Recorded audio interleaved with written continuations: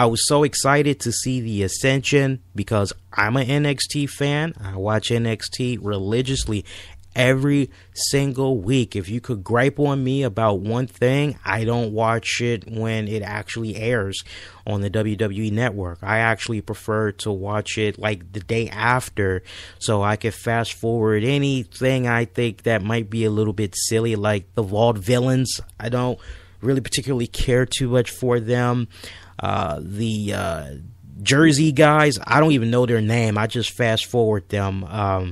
You got one guy, he has like this rat face haircut. He looks like a damn rat. Looks like a fucking squirrel. I fast forward through their stuff. I mean, it's rare I fast forward through NXT, but usually when it comes to those guys' segments, I always fast forward through their stuff. But Ascension, big fan of their work. I couldn't wait to see what was going on with them when they came up to the main roster. And boy, was I disappointed. I was very disappointed. Now, look, don't get me wrong. I'm still a fan of their work. But their debut Monday night, from the vignettes, and I tried to do my best to not judge. But when I first saw the vignettes, I said, oh, okay. They're kind of going in a Legion of Doom type of route. Okay, this seems kind of badass. Road Warriors or whatever. All right.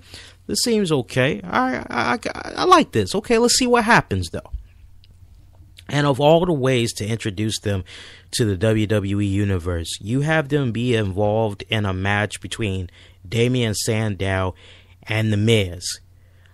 Right after they lost their tag team titles. I mean, basically like 3-4 segments later, you have them in a squash match against them. So basically, you're trying to tell me that they're baby faces? At least that's the way they kind of made it seem. It just did not make sense to me from a booking standpoint, especially after seeing how well they were booked in NXT. Now, I know for the most part when it comes to NXT, we see certain people and it's like, oh, they're kind of getting over well with Full Sail University. Okay, this is kind of cool. But then sometimes the line begins to blur when you're trying to figure out if that Full Sail University crowd is really behind that particular star or if they're making fun of them. But for the Ascension, I swear the fans really came off as if they were really behind them. I know I definitely was behind them. Titus was behind them.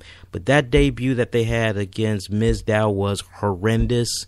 I mean, for me, the smart booking, and me and Titus talked about this Monday night, but I just want to really make sure we stress this even more. And I'm adding some new elements to it now that a little bit of time has passed.